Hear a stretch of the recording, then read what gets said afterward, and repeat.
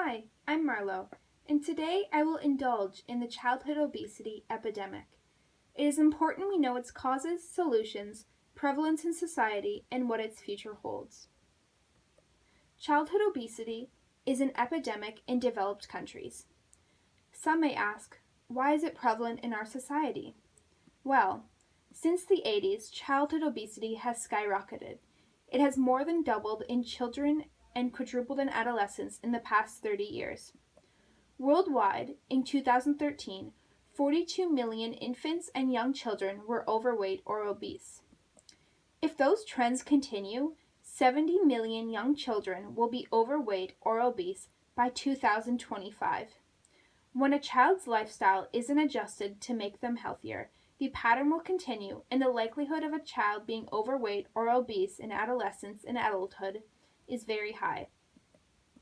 Obesity in adulthood can cause a wide range of health problems and can result in early onset illnesses like diabetes and heart disease.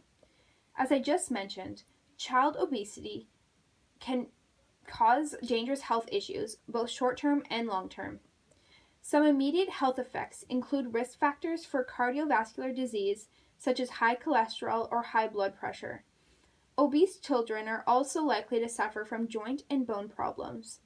Some psychological factors come into play as well with obese children, as they may face stigmatization and poor self-esteem.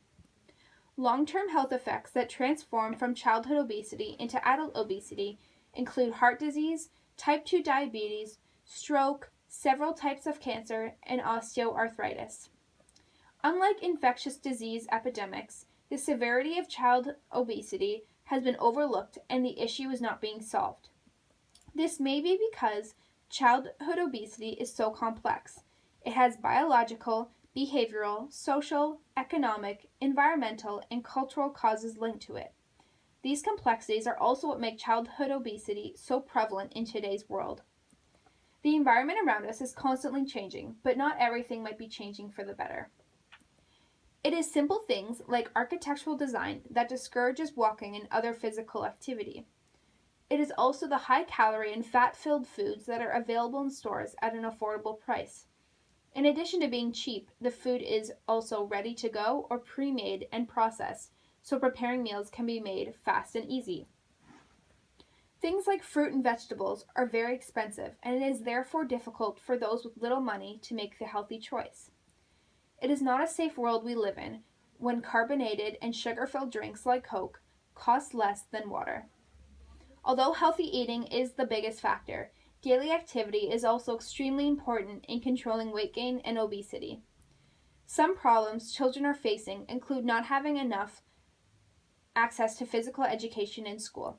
Not only do budget cuts and scheduling conflicts play a role in the minimal physical activity in school, but there is a lack of healthy living education provided to young children and adolescents in school. Without knowledge on the subject, there is no way for a child to know what they should and shouldn't be eating and how much exercise they should be getting. Another factor that is limiting physical activity is the digital age the world has entered. The implementation of technology into our lives has made a huge impact. With hours wasted on the computer or watching TV, children are missing out on potentially valuable time to get their daily activity and to be a kid. Obesity from unhealthy eating and inactivity has unfortunately become a social norm for many children across the developed world. It needs to be stopped. In order to make a change, there must be long-term improvements in the environments that surround children in their homes, schools, communities, commercial markets, and modes of entertainment. Parents need to be aware of what they are doing to their children by feeding them unhealthy foods. There have been some cases brought to court where a parent was charged with abuse because their child was obese. Whether this is an agreeable matter or not, it sure makes a point.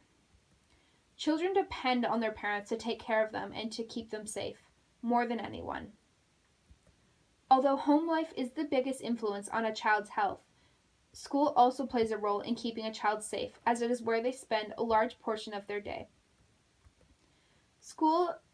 Should a school have a cafeteria, it is important for them to serve only healthy meals at lunch. In addition to food, physical activity is something that may not always be in the control of parents, but something that can be implemented more in school. Due to unsafe neighborhoods, some parents may feel uneasy about letting their children go outside to play, resulting in them staying inside instead, watching TV or playing video games. But if children have a chance to take part in more activity in school, lack of exercise at home may not lead to weight issues. Where there is currently not, daily activity should be a priority for young kids at school. There could also be a walking or biking to and from school program implemented within the community.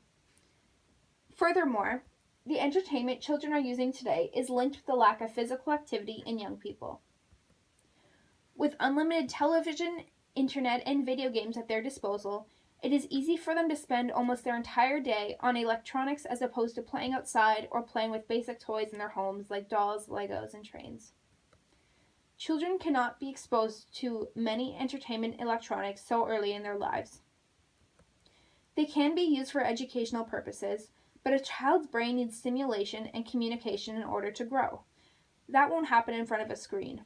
The multiple hours a child spends on electronics may correlate with them being overweight or obese due to their lack of mobility for long periods of time. These are easy and simple fixes.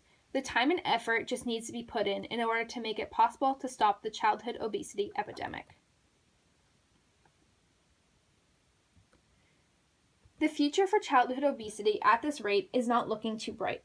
We are looking at the first generation in time to have the prospect of dying younger than their previous generation. Although things don't look good right now, there is hope. Initiatives are being put into place to help combat the childhood obesity epidemic. With the help of parents, educators, policymakers, and businesses, change is possible. Parents are taking their kids out to do more things like hiking, swimming, and biking. Some schools are providing healthier food as well as breakfast food for those who would otherwise eat junk food. Most places are now requiring for fast food restaurants to post their nutritional information for the public to see. And lastly, clinics and hospitals are working towards emphasizing preventive care programs. These efforts, as well as many more, are all working cohesively to beat childhood obesity.